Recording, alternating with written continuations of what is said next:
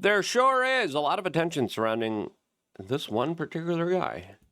You just interviewed Nick Fuentes. I did. Or had a conversation with him. What did you think of that? What do you think of him?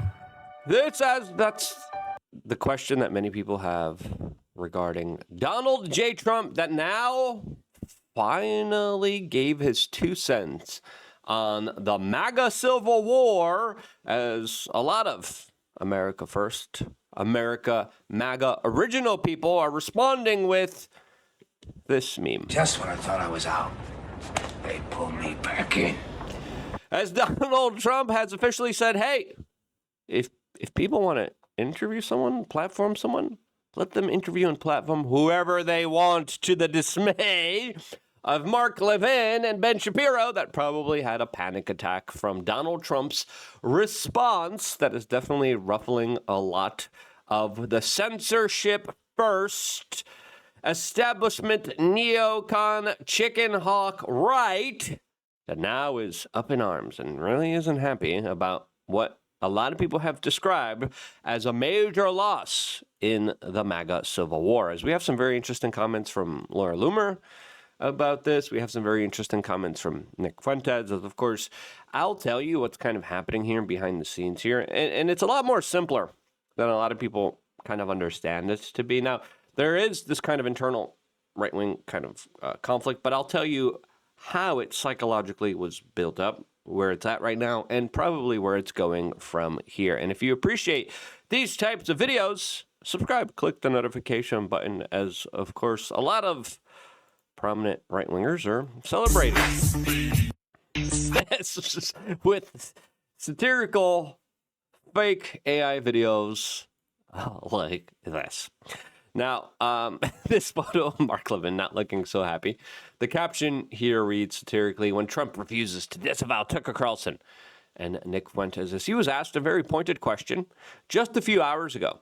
And his answer is, I think, very important. And you see a shift in his kind of stance here. As a lot of people were saying, it's not looking good for the anti-establishment, more libertarian, more anti-authoritarian, more America First group, as during the weekend, Donald Trump went after Thomas Massie, went after MTG, as a lot of people were saying, hey, can we please stay true to this kind of big movement, this big umbrella movement, as he officially was being supportive of individuals like Lindsey Graham, a man who, of course, never was really loyal to the president of the United States, as Lindsey Graham talked about how he had a great time on the golf course with Donald Trump over the weekend.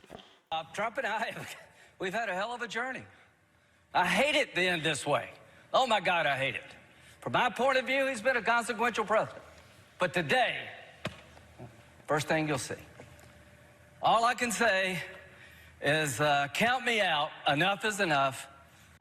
Yeah, that was Lindsey Graham after January 6th. Not really a loyal person, as a lot of people are saying there's a reason Lindsey Graham gets booed at Trump rallies when Donald Trump brings him up. Now, Donald Trump looks like, especially after everything that's happening with the Epstein files, especially with the kind of Republican right-wing infighting, just when the establishment neocon right was celebrating, doing a victory lap, boom, Donald Trump comes in and slaps them with a dose of reality and promotion of free speech that definitely had them reeling and not really happy. The formula, yeah. Mr. President, Tucker Carlson recently had a friendly interview with anti-Semite Nick Fuentes.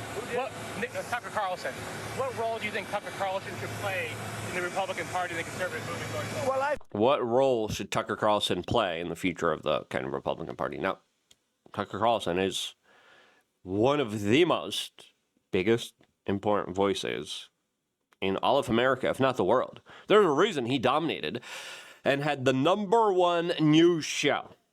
#1, top ratings, hovering, towering over all the other type of people, as Fox News got rid of him. There was also a lot of lore, and Tucker Carlson spoke about this, how he described very powerful people, the Murdochs of the world, coming to him and saying, run against Donald Trump.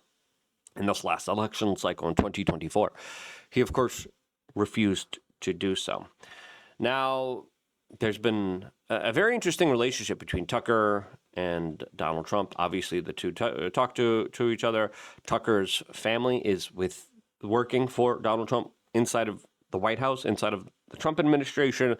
And Tucker has been a thorn in the side of the establishment neocon right. Now, a lot of this began when Charlie was still alive. And he said, Tucker, go at it. I forgot the exact wording, but there was a lot of pressure on Charlie Kirk and TPUSA to cancel Tucker Carlson because he represents a lot of the kind of alternative voices and a lot of the kind of information that a lot of people are afraid to talk about or platform. I had a very fascinating conversation with him about interdimensional beings on the TPUSA stage. And those conversations are like persona non grata. No, you better talk about what we want you to talk about. You better not question this policy. You better not question what happened to Epstein. You better not question what's happening in the Middle East. And Trump's like, and Tucker's like, yeah, I'll question all of it. Now, I'll explain the human psychology of it and then play Trump's response, which a lot of people are cheerleading and celebrating. But before I do, just really quickly and shortly, I wanted to tell you about wearechange.shop as we just released SunForce, our vitamin D3 plus K2. Now, you got to have the K2. If you don't have the K2, just double check. If you're taking vitamin D supplements, double check. Now, we have a bundle available to you. Our creatine sold out, only available on back order right now. And then, of course, we have the vitamin D. I don't know what my team is doing. The vitamin D should just be available. Okay, here's the bundle. Here it is by itself. Yeah, there it is. New product, just launched. Check your vitamin D levels.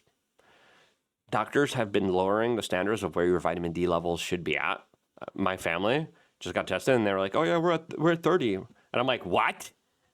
That's horrible." Like, in my opinion, I'm like, "What are you doing?" Got to increase those numbers. Now, a lot of people are like, "Yeah, get sunlight." A lot of people dealing with skin cancer. Listen, I supplement with vitamin D. We decided to launch our own high-quality premium brand of vitamin D supplements with extra virgin olive oil, as of course, vitamin D is fat soluble. A lot of people take it on empty stomachs. I'm like, what are you doing? You got to take it with fat. We made sure, hey, we added vitamin E. We added extra virgin olive oil. One of the best vitamin Ds on the markets right now. And you get 5,000 IUs of vitamin D, 60 capsules. And again, there has been a lot of data, a lot of information highlighting vitamin D, immune system health. It's pretty clear. It's not just healthy bones, okay? Not just healthy nervous systems. A lot, especially when it comes to mental health and low vitamin D levels. So important to make sure that you have good vitamin D levels, and especially in these kind of winter months where a lot of people get a lot less sun, where a lot of people are afraid of things like skin cancer. Vitamin D supplementation is the way to go, especially when you do it right. Lots of people do it wrong. Lots of people do it on empty stomachs, no fat. We made sure to put the fat in there. Still, get extra fat. Lots of people don't do it with K2, and they freaking calcify their arteries. Don't do that. You create a lot of damage. Do your own homework. Do your own research. You need to test your levels to make sure you are doing it the right way. That's why we did wearechange.shop. Do your own homework. Do your own research before putting anything into your own body. But there's a lot of key benefits to vitamin D that a lot of people are deficient in, and you should definitely increase those numbers because it is what a lot of people believe the number one vector of overall health and personal well-being. Now, let's get back to Donald Trump's response here, which a lot of people are calling pretty epic. I found him to be good. I mean, he said good things about me over the years. I think he's good. We've had some good interviews. I did an interview with him. We had 300 million hits. You know that. Yep. And again, those are, I believe, Twitter impressions. There was not really hits or views. It's kind of weird.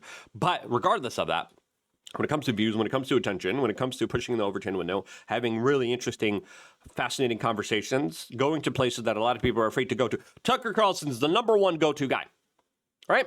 The number one. And people are trying to confine him. It's like, no, you can't platform him. No, he can't speak at TPUSA. No. And then Tucker's seeing all this. Be like, you want to cancel me because I'm controversial? You know what? I'm going to become more controversial. And then he went towards the ultimate no-go zone, and that was the Nick Fuentes interview. And again, there was some pushback. It wasn't that contentious like people wanted it to be. But then Tucker's like, do your own interviews. You want to be contentious? Be contentious. But don't tell me what to do. No one's going to tell me what to do. And this is his way. And this is a part of human psychology. I'm kind of this way too. You tell me not to do something, I'm going to do it. You're going to try to confine me. You're going to try to control my speech. You're going to try to control who platforms me. You're going to threaten Charlie Kirk with cutting off the money supply if I'm able to have a conversation. And then Charlie Kirk was the same way, saying, you know what? Maybe we'll give 2 speaking spots to Tucker Carlson now. Maybe we'll bring back Candace Owens. And that's what he said when he was still alive, from the massive amounts of pressure by the Ben Shapiros, the Mark Levins, the Babylon Bee, Seth Dillon type that were working behind the scenes being like, hey, we control what you say. And people are like, yeah, you do? I'm just going to go further. And that's what's happening here. To the point where now there's a big kind of MAGA civil war, and Donald Trump overwhelmingly just took the side of Tucker Carlson and the Nick Fuentes side. Look, I can't tell him. Will you let me finish my statement? You are the worst. He got cut off and he was speaking, and the reporter wrote here, you are the worst. Can I finish? You are the worst. Let him finish speaking. Right? And they're like, oh, no, you can't. Social media. The narrative's getting out of control. Stop it. Trump's like, stop it. Let me finish. You're the worst. You're with Bloomberg, right? You are the worst. This is where Trump shines. This is where Trump shines to his fullest glory. I don't know why they even have you. You imagine being there and you interrupt the president of the United States. You're the worst. Why are you even here? Why do they even have you? Let me finish answering this question. As he was literally just saying, Tucker could platform whoever he wants. We've had some great interviews with Tucker Carlson, but you can't tell him who to interview. I mean, Yes, there you go. Woo! Thank you. Thank you for providing some sense and some logic and some real conversations to the mix here of being like, you can't tell people who to platform. Who are you to say who someone has a right to interview and not to interview and how to interview them? Like, this type of notion of policing the right backfires tremendously, as there is the right-wing establishment neocon chicken hawk faction of the right that is following the same playbook of the left, right? Deplatform, demonetize, censor, shut up, don't you dare talk to these people. And then, that doesn't work. We got to call them Germans. We got to call them lovers of the, and whether they are or not, people are just like, you know what, I'm so sick of you guys, I'm just going to lean into it. And there creates this kind of creation of Nick Fuentes, who again said a lot of controversial things, and some of the things I absolutely disagree with. But I'm in a position where I'm like, I kind of naturally want to take this kid's side because just how awful his opposition is. Even though I disagree with him, he has a right to his thoughts and expressions that I disagree with. And if he has bad ideas, instead of creating this kind of monster underneath your bed, you defeat those bad ideas with good ideas, and you have a debate and you have a conversation and you're not afraid to have it. And these people, the Ben Shapiros of the world, are literally saying, Patrick Bet-David, you platform Nick Fuentes? I'm not coming on your show anymore. Goodbye. And then Patrick Bet-David's like, yeah, I mean, he really wanted to talk to you. And again, I haven't seen the Patrick Bet-David show, but I bet he probably was a lot more combative to Nick Fuentes than he was Benjamin Netanyahu, right? And again, he got crap for platforming Benjamin Netanyahu too. And my point is, hey, let people talk to whoever they want to talk to. If he wants to interview Nick Fuentes, I don't know much about him, but if he wants to do it, get the word out. Let him, people have to decide. Ultimately, people have to decide. Exactly. Let the court of public opinion decide. Right answer by Donald Trump. That probably is facing. It was probably Vance, right? Probably Vance or RFK or Tulsi Gabbard. That probably came to him over the weekend and be like, look, these poll numbers, hey, they favor these Truth Social comments. Your loyalists that always had your back, like MTG, that say that they love you, attacking them and trying to primary them, maybe not the best of looks here. Maybe it's not the way that we should be kind of moving forward with this type of scenario and situation. Things are kind of collectively getting bad here, and we need to come out with a front that says, hey, let people talk to whoever they want to. Let them platform whoever they want to. Let them have conversations with whoever they want to. Now, again, platforming and supporting people who have been described as turncoats in exchange for the people who, are there for you. That was, I think, the key issue that made the scenario and situation as is right now. As, of course, that response probably gave Mark Levin a panic attack. As, of course, now he's on social media just a few minutes ago saying, who kept platforming MTG? Which podcasters, which hosts? Question mark. Of course, he's making a list. He's checking it twice. Quote, he's going to find out who's naughty and nice, said Drew Hernandez. Laura Loomer. When is the White House going to condemn Tucker? He makes me want to vomit daily. And again, Laura Loomer has her particular viewpoints, as she also had a major war with MTG, and it looks like she got Donald Trump to be on her side with the MTG war. Trump actually confirmed in his attack against MTG what AOC was saying was that MTG wanted to be a governor and a senator, and Trump said, I'm not endorsing you. And your poll numbers are going to be bad if I don't endorse you. You're not going to win if I don't endorse you. I'm not endorsing you. So it does look like there's an internal kind of power conflict here. Now, after trying to get the White House to condemn Tucker Carlson, she's saying it's official. President isn't controlled by Israel. It's completely fake.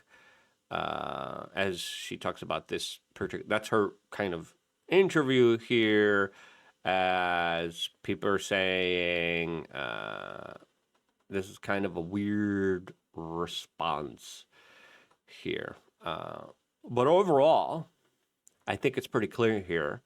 There is a culture. There is a tide of individuals who are saying, have all the conversations you want. Open up the Overton window. Be able to discuss ideas in a real open and transparent way. As Nick Fuentes responded to all of this by tweeting out the video by saying, thank you, Mr. President. Now, again, there was an incident where Ye and Nick had dinner at Mar-a-Lago with Donald Trump. And Donald Trump had some favorable things to say. Nick Shirley responded to this by saying, Trump gets it. Let the people speak to whoever the F they want to. Get the word out. As people are saying, strong W. This is huge. This is interesting. As Meghan McCain, also a faction of the establishment neocon, right? I think did she block me? I think she might have. Oh, no. Yeah. Of course. Yeah, she did. I believe she used to follow me, and then she blocked me. No loss here. And I can't retweet. I can't retweet this at all because she blocked me. And she's saying, at this rate, Nick Fuentes and Tucker Carlson will be the openers at the 2028 RNC convention. Again, the McCains and the Trumps, they didn't really get along. A lot of people are responding to this by saying, you're gosh darn right. And again, whatever you might think about these individuals, it's pretty clear they disagreed with each other. It wasn't as big of a fight and contentious fight as people wanted to be, but who cares? So yeah, a lot of these people get triggered. A lot of these people block. A lot of these people are scared of conversations, and it is just ridiculous. Now, again, there's a lot of fake news about Donald Trump. One of the biggest fake news stories out there was that he said that white S's and NNs were very fine people in 2007 during the Unite the Right. It is fake news. It is false, as he condemned them. And then, of course, the media edited out his clips, and now they lost control of the narrative. And again, Trump had some other things to say here. What do you think? Is this a major victory? Is this the turning point between the establishment right and the anti-establishment right? Who's going to win this war? Let me know down in the comment section below. Thank you so much for supporting WeAreChange.shop. Get that vitamin D3 plus K2. And then you need that K2, you need that fat, you need that extra virgin olive oil. You need to get your vitamin D with fat. And again, tremendous, powerful stuff here that I cannot recommend enough. I want to be here frozen for you guys, subscribing, checking out WeAreChange.shop, supporting our vitamin D, supporting yourself. And this is why I love you guys. Stay tuned for more. All here exclusively on YouTube.com/WeAreChange.